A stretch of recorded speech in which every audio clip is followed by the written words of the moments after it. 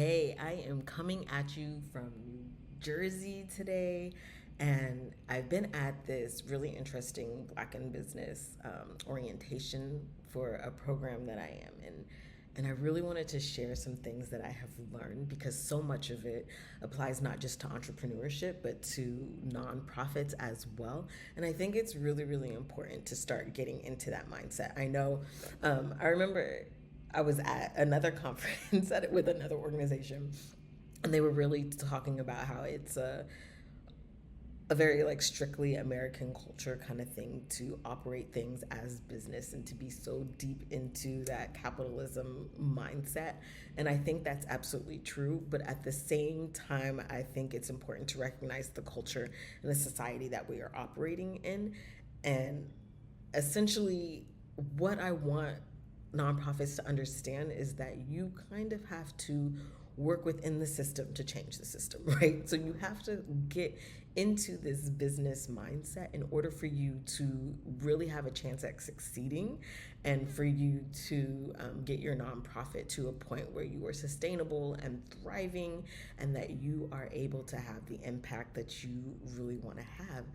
And I feel like there's just no real way to sugarcoat that.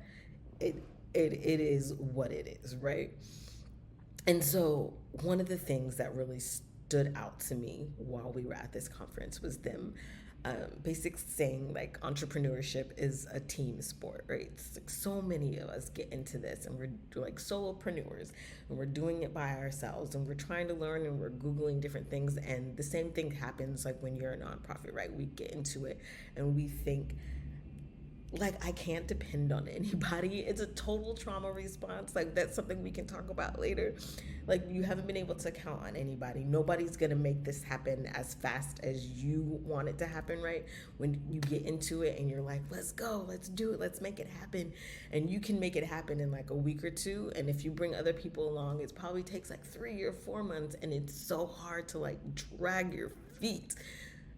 But that saying that if you oh my god, I can't even remember the saying right now, but it's if you want to go fast, go alone. If you want to go far, go together. It's so important to remember, not just with entrepreneurship, not with but with your nonprofit as well. Like you will never get as far, you will never be able to make as much impact as you can if you do this with other people. And I think there's a variety of ways to do that. And I'll talk about a few of them here, but I just want you to start getting into your mind that not just entrepreneurship is a team sport, but that nonprofit life is a team sport as well. And so I think the first thing I want to think about is just your team, right?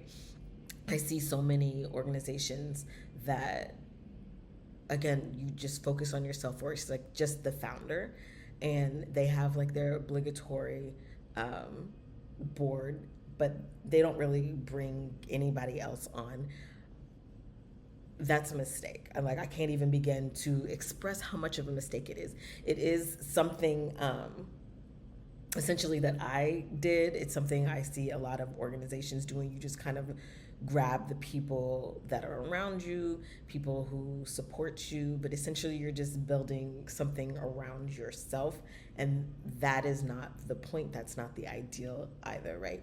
You want to get board members that are going to add to your organization, that are really going to help and support you, that are really, really like hooked into your mission and your purpose, and they're ready to go. They're gonna be your ride or dies, right? We gonna get in there and we gonna make this work. And I think it takes a certain amount of planning and a certain amount of strategy in order to get your organization to that point. Is the crooked thing driving anybody else crazy? Is it just me? It's just driving me crazy, but I'm not in a room or in a space, so we're gonna try and make that work. um okay, okay, it's okay. It is what it is. It is what it is. We're in a crazy spot. But yeah, I think first and foremost it starts with your board. And yeah, I think it's okay to bring on friends. I think that's fine if they're going to support you. But I also think it is really super important to clarify what their role is going to be. So, with our nonprofit launch academy, like one of the first things we do first is just clarifying your mission, your vision, and your values, and making sure those are super clear. And I think understanding that whoever you bring onto your board, whoever, whatever that team looks like, they need to understand what those are, what you're doing, and have a clear idea of your organization and be able to spit out that mission to anybody who asks, right? Because they're the front runners. They're going to be the people to like help you talk to other people and to bring other people on board and to get people on board with your organization, whether that's donors, whether that's funders, whether that's other volunteers. They're going to be able to talk you up, but they can't talk you up if they don't know what they're talking about, right? If they don't know exactly what you're doing, if they don't have that mission like just imprinted in their brain. And that is where you want it. You want it imprinted in their brain. So first is just getting that clarity, right? First is just understanding what you're doing. But then also like having your brand then in place and knowing exactly how, right? Like, how are you putting that out there? And somebody also reminded me today or a couple days ago that it's not just, how you're getting it out, how are you telling people, but it's also how do you want people to feel, right? How do you want them to react to your organization? What is it that you want them to feel when they see your website? What is it what you want them to feel when they hear your mission, or when they see social media posts, or they hear you out there talking? And is what you're doing and you're putting out like matching with that? Because we're gonna have to be real here, right? As a founder, you are like the front face of your organization, and what you're putting out on one platform or another, or how people see you in the streets, is all about the brand. And if you are associated with your nonprofit organization, it's going to be all about you and how you put out there. And are you the person that you say you are? And so like I think even with me, when I was like rebuilding or kind of like pivoting and turning this into a nonprofit consultation or consulting agency to really build a brand that aligned with who I was as a person. And so when people like saw me out there, when you see me on these different platforms, like those things are meshed up, right? They're not like, oh, who's this versus, what we've been seeing over there. And so I think that alignment was really, really important to me. As far as the brand aspect. And so again, I'm just like saying that mission and then that branding is a really good way to draw people in and to get them to understand who you are and what you're doing and what you're about. But then it takes more than that, right? So it's really about figuring out what your organization needs, what you're going to need, not just like right now, but what you're going to need like 3 months from now. What are you going to need 6 months to a year from now? What is it that you need? Figuring that out, and then writing job descriptions for that, right? Writing clarity on some roles for that for your board. Like, hey, like we need someone that can help us with the legal stuff. So we need a lawyer. We need someone who's or a lawyer, or someone who's just very familiar with nonprofit laws, nonprofit policies. And so we go searching for that. And then, hey, we need someone who's good at fundraising and development. So we go searching for that. We need these different things. Maybe you are working with kids in education, and maybe you have that, but you also don't want to be the end all for it. You don't want to take on all those roles. You don't want to take on that other hat. So maybe you bring in another educator, someone who is very familiar with the education system, to help you out with your nonprofit. So that is not all on you, because at some point you are going to have to just like run things, right? You're going to have to run and manage things and bring in people that you can trust to take the reins and take the lead on these different areas. And I think that's a big part of what we mean when we're saying like entrepreneurship is a team sport and nonprofit life is a team sport. Like everybody has their roles and everybody has their responsibilities, and you want to make sure it's not like one person doing all of those things.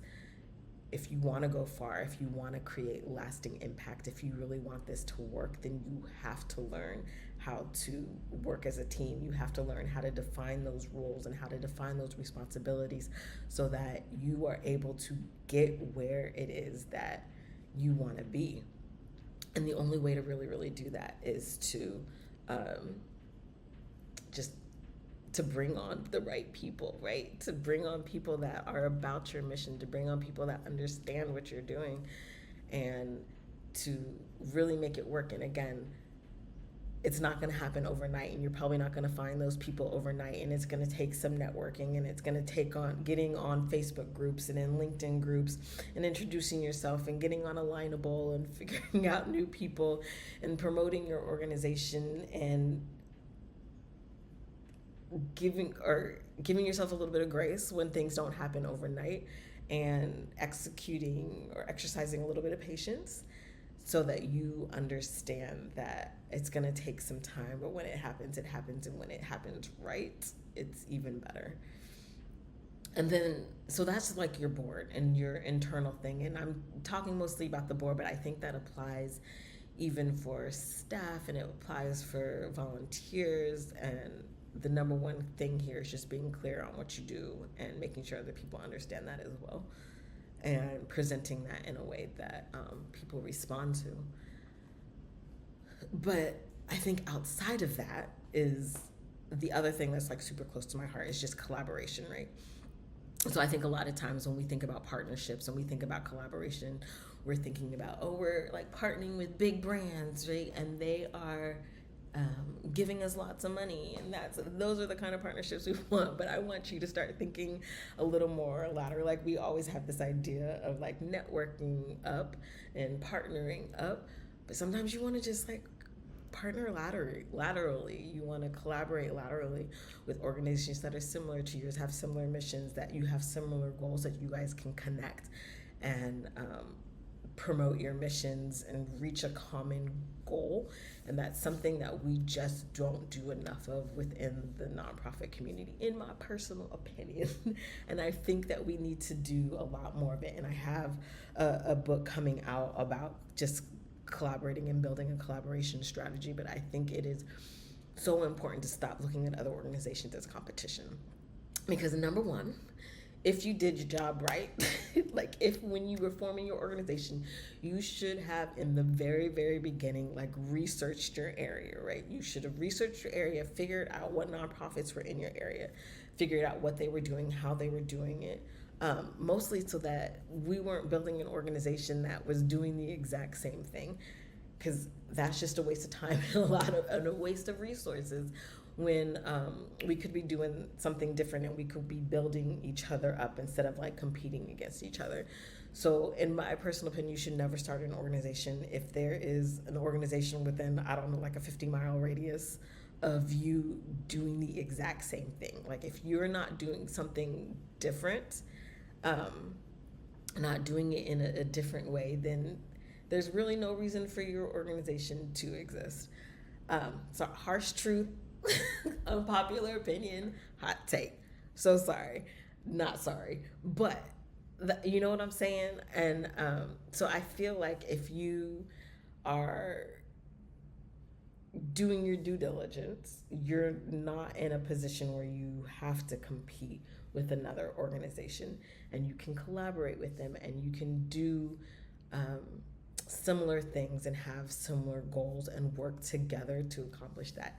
And there are so many different ways that you can collaborate, but I think especially in times like right now, where we are struggling for funding and grants are so competitive, like being able to work together to accomplish some things, to apply for some grants together, is just so super important. And like, and to this effect, my mom has an organization called Love in Action. It's located in Grand Forks, North Dakota, but they are going into year 7 of their organization and have never had a grant. They are operating at it's over 50,000, I think, like between like $70,000 and $100,000 a year for their budget. And they're looking to raise that, but they've been operating like that with mostly volunteers for 7 years, never had a grant, and a lot of it is simply because they collaborate. They collaborate with the different churches in their organization, not their organization, in their community. They collaborate with different organizations, again, different churches, just different businesses. They are collaborating with so many people, and that has allowed them to run and have a decent budget and not need any grants. And while a lot of organizations that relied on a lot of federal grants and relied on all of this money are now like failing and closing down, like they are still going and they're still going strong because they did not rely on these things. They relied on their collaboration. They relied on their individual donors in order to keep going. Now they're in a position where they're starting to look for grants and starting to look into that as they're looking to grow and expand their structure a little bit. But had they started out that way, they may not be here today, right? Because all these grants are starting to go away, and so many other services are just going away because things are just no longer available. But collaboration is such a great way to strengthen your organization, and I'm saying to collaborate with other nonprofits, but yes, you can collaborate with businesses. Yes, you can collaborate with partner with foundations as well. But I think the other thing too is collaborating with your community, right? I'm like, it should have been the number one thing I said. I saved the best for last. I saved the best for last. But collaborating with your community is so, so important. Like, you should not be making decisions about the people that you work with without their input. Like, y'all, come on. Like, if you want to have the impact, you need to know what it is exactly that they want and what it is that they need, and you don't get to make those decisions for them. Which is another reason, like, even speaking on the board, if you can have somebody from the community that you're serving on your board so that you have a better tie-in, so that there's a little better understanding of what that community looks like and how they operate, I think that is so important. Having a diverse board, having diverse decision makers is really important. And maybe later on we can get into some give policies and how to make those equitable, because it's something that's tender on my heart, because a lot of people, they want you to basically buy your way onto the board and sometimes have tens of thousands of dollars required that you give the organization in order to be on the board. And I hate that. I hate it so much, because it just continues to perpetuate this idea that people with money are like the smart ones and they're the only ones that get to make decisions. And I don't think that's any way to run an organization, especially if you are like a social or environmental impact organization. It's so important to have this diversity of thought and diversity of experiences on your board. And I don't care. I know you don't like the word diversity, but I'm gonna say it because it's important. It is so important to have just different ideas and different places and people in different parts of and points in their life in order to make these things happen. But I think I'm gonna leave it right there, because I think you guys get the point. You get that you cannot do this alone. You can. You won't be doing it for long. You will burn out. You will get tired. It will get exhausting. I speak from experience. You should not do this alone. If you want to have an impact, if you want to have a long-lasting organization, if you want your mission to be sustainable and to thrive, you have to get a team, and you have to have a good team. And at the end of the day, that starts and ends with clarity. It starts and ends with people fully understanding what it is that you need them to do. It starts and ends with people really getting what their role is in your organization, and that means writing stuff down, right? The things that you are doing, you're going to have to write some job descriptions. You're going to have to write some SOPs, some standard operating procedures. You're going to have to start making some manuals so that all the things that you're doing, somebody else can then pick up, right? So, you write those down, and then You have people go through them and you be like, hey, can some random person off the street come and do this job because of the steps that I have written down and clarified? And